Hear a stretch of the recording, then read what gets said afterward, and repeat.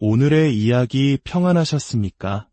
하나님의 말씀을 통해 삶의 지혜와 위로를 얻는 시간, 마음으로 듣는 성경 이야기에 오신 여러분을 진심으로 환영합니다. 오늘 말씀을 듣기 전에 잠시 여러분의 마음을 모아주시길 부탁드립니다. 만약 이 이야기가 여러분의 마음에 울림을 준다면 구독과 좋아요를 통해 저희와 동행해 주십시오. 여러분의 작은 참여는 이 귀한 말씀이 더 많은 영혼에게 닿게 하는 통로가 됩니다. 또한 이 영상을 소중한 분들과 나눔으로써 하나님의 은혜를 전하는 축복의 도구가 되어주시길 바랍니다. 이 채널을 통해 하나님의 평강이 여러분과 가정에 늘 함께하기를 기도합니다. 사랑하는 성도 여러분, 오늘 우리는 조금은 특별한 자리에 서 있습니다. 만약 지난 몇 달간 저희와 함께 믿음의 조상 아브라함의 인생 여정을 따라오셨다면 오늘이 왜 아쉽고도 또 설레는 날인지 아실 겁니다. 아쉬운 이유는 우리가 그토록 사랑하게 된 친구 아브라함의 이야기와 작별을 고해야 하기 때문입니다.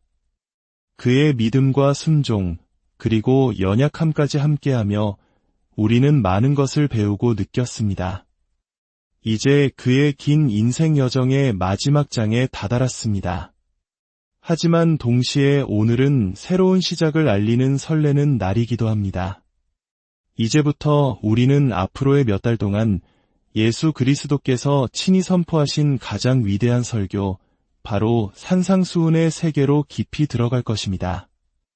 마태복음 5장, 6장, 그리고 7장에 걸쳐 기록된 이 말씀은 우리 주님이자 구원자이신 예수 그리스도의 가르침의 정수이며 우리 신앙의 핵심을 담고 있습니다.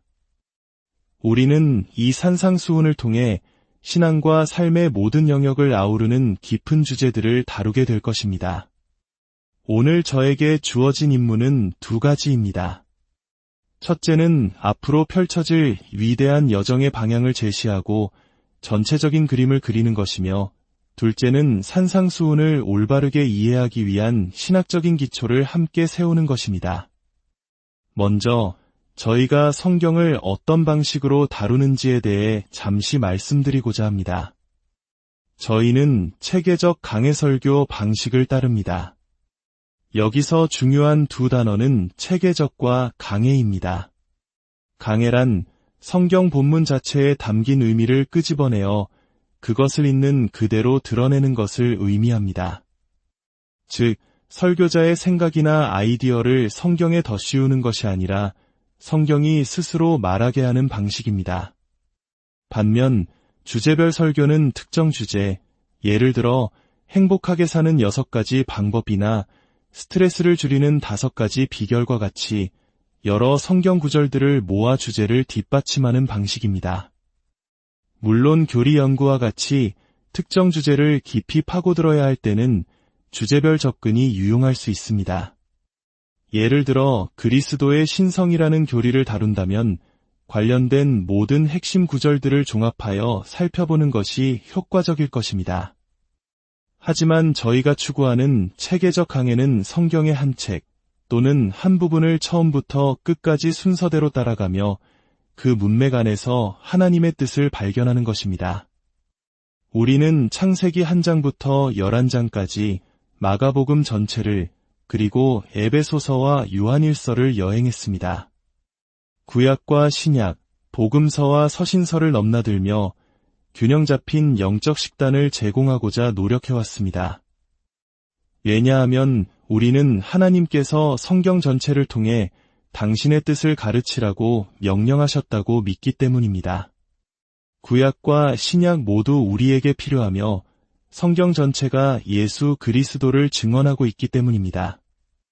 아브라함의 삶을 통해 우리가 단순히 아브라함처럼 되기 위한 5가지 방법을 배운 것이 아니라 그의 삶 속에서 어떻게 그리스도를 발견할 수 있는지를 보려 했던 것도 바로 그 이유입니다. 이제 우리는 다시 복음서로 돌아와 산상수훈을 통해 예수님의 말씀을 직접 듣게 될 것입니다. 그리고 이 여정이 끝나면 다시 창세기로 돌아가 아브라함의 아들 이삭의 삶을 따라갈 계획입니다. 이처럼 우리는 하나님의 모든 말씀을 편식하지 않고 골고루 맛보며 성경 전체에 나타난 그리스도의 영광을 발견하는 여정을 계속할 것입니다. 자, 이제 오늘의 본론인 산상수훈으로 들어가 보겠습니다. 마태복음 5장에서 시작되는 위대한 설교를 제대로 이해하기 위해서는 그 배경이 되는 마태복음 1장부터 4장까지의 내용을 먼저 이해하는 것이 중요합니다. 마태복음은 다른 복음서와는 다른 독특한 목적을 가지고 쓰였습니다. 마태는 주로 유대인 독자들을 염두에 두고 이 복음서를 기록했습니다. 그의 핵심 목표는 예수님이 바로 구약에서 예언된 그 메시아이심을 증명하는 것이었습니다. 그래서 마태복음에는 유독 구약 예언이 어떻게 성취되었는지를 보여주는 인용문이 많이 등장합니다. 마태복음 1장 1절은 이렇게 시작합니다.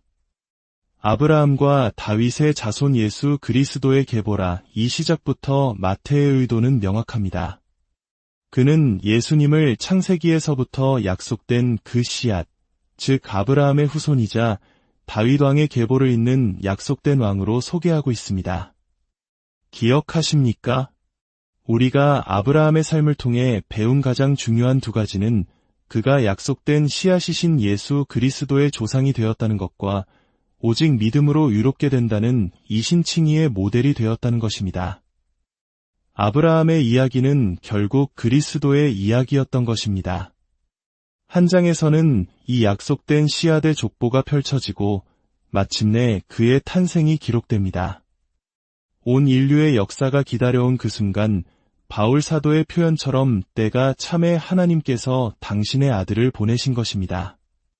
그의 이름이 예수인 이유는 자기 백성을 그들의 죄에서 구원할 자이시기 때문입니다. 그러나 메시아가 오시자 약속된 씨앗의 오랜 원수 또한 움직이기 시작합니다.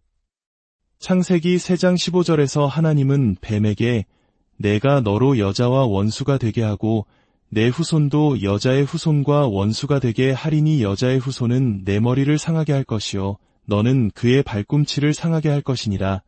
곧 최초의 복음을 선포하셨습니다. 사탄은 이 약속을 알고 있었습니다.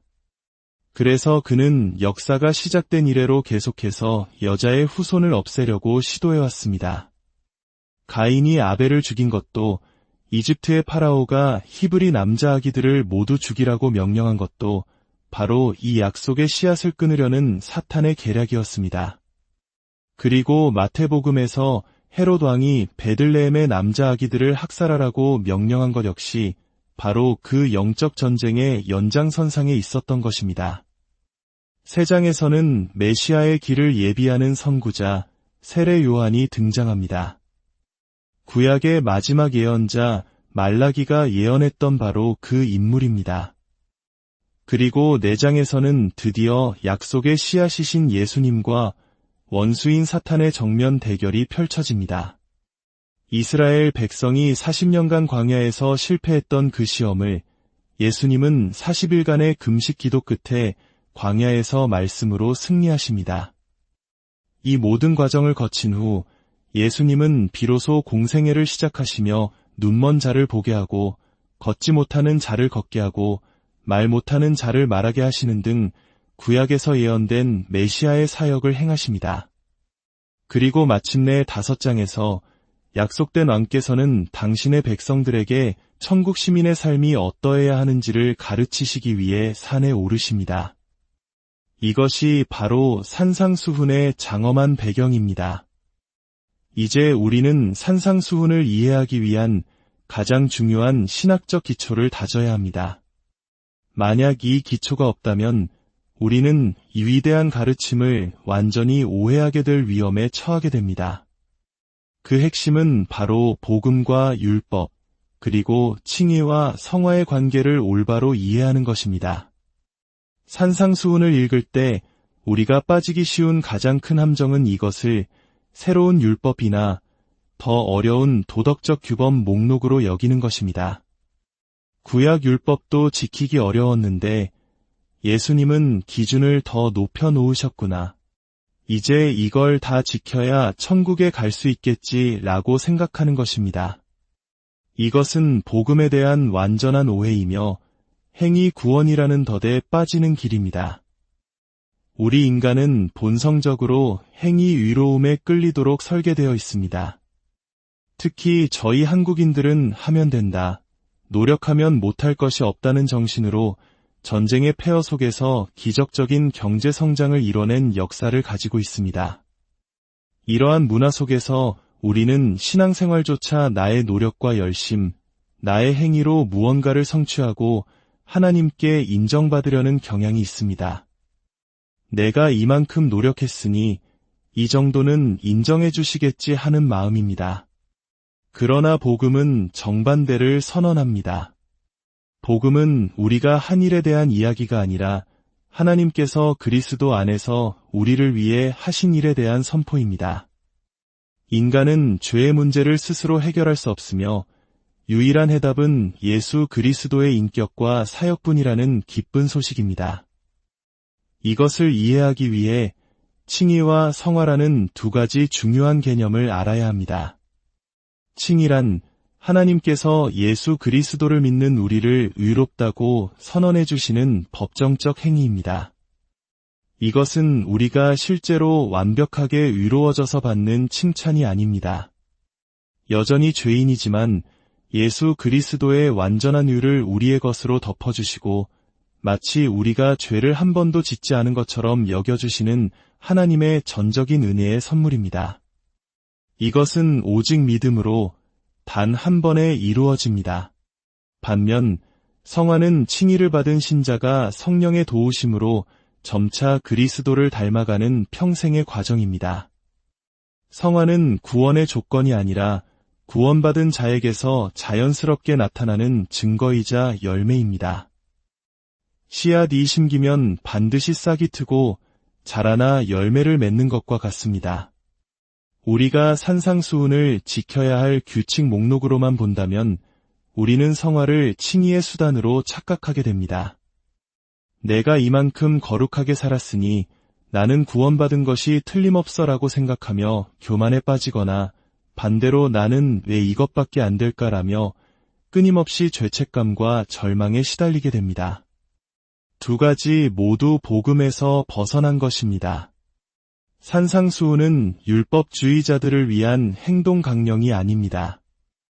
오히려 산상수훈은 우리에게 두 가지 역할을 하는 거울과 같습니다. 첫째, 이 거울은 우리의 비참한 실상을 보여줍니다. 살인하지 말라는 계명을 어기지 않았다고 자랑하는 우리에게 예수님은 형제에게 노하는 자마다 이미 살인했다고 말씀하십니다. 간음하지 말라는 계명을 지켰다고 자부하는 우리에게 음욕을 품고 여자를 보는 자마다 마음에 이미 간음했다고 말씀하십니다. 이 거울 앞에 서면 우리의 의로움이 얼마나 더러운 누더기 옷과 같은지 깨닫게 됩니다. 그 누구도 예외 없이 우리는 모두 철저한 죄인이며 구원자가 절실히 필요하다는 사실을 직면하게 됩니다.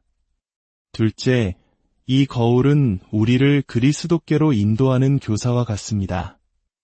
율법 앞에서 절망한 우리가 고개를 들었을 때 바로 그 모든 율법을 우리를 대신하여 완벽하게 이루시고 그 율법의 저주를 십자가에서 대신 받으신 예수 그리스도를 보게 됩니다. 산상수훈의 높은 기준은 우리를 좌절시키기 위함이 아니라 우리 스스로의 힘으로는 결코 그 기준에 도달할 수 없음을 깨닫고 오직 예수 그리스도의 은혜만을 붙들게 하기 위함입니다. 이것을 서술과 명령의 관계로 설명할 수 있습니다. 서술은 우리가 누구인지에 대한 선언이고 명령은 우리가 무엇을 해야 하는지에 대한 요구입니다. 산상수훈은 놀랍게도 명령으로 시작하지 않고 서술, 즉 팔복으로 시작합니다. 심령이 가난한 자는 복이 있나니, 애통하는 자는 복이 있나니 이것은 심령이 가난해져라 애통해라는 명령이 아니라 그리스도 안에서 구원받은 너희는 이미 이런 복된 존재다라는 선언입니다. 그리고 이어서 너희는 세상의 소금이다.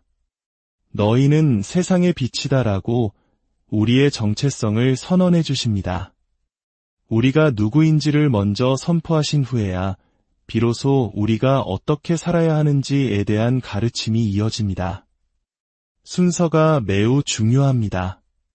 우리는 빛이 되기 위해 노력하는 것이 아니라 이미 빛이기 때문에 빛을 비추며 사는 것입니다. 우리는 하나님의 자녀가 되기 위해 율법을 지키는 것이 아니라 이미 하나님의 자녀가 되었기 때문에 기쁨으로 아버지의 뜻을 따라 살게 되는 것입니다. 우리의 모든 순종과 거룩한 삶은 구원을 얻기 위한 필사적인 노력이 아니라 이미 받은 구원에 대한 감사와 감격의 반응이어야 합니다. 그러므로 우리가 앞으로 산상수훈을 함께 공부할 때 이 말씀을 결코 우리 자신이나 다른 사람을 정죄하는 잣대로 사용해서는 안 됩니다.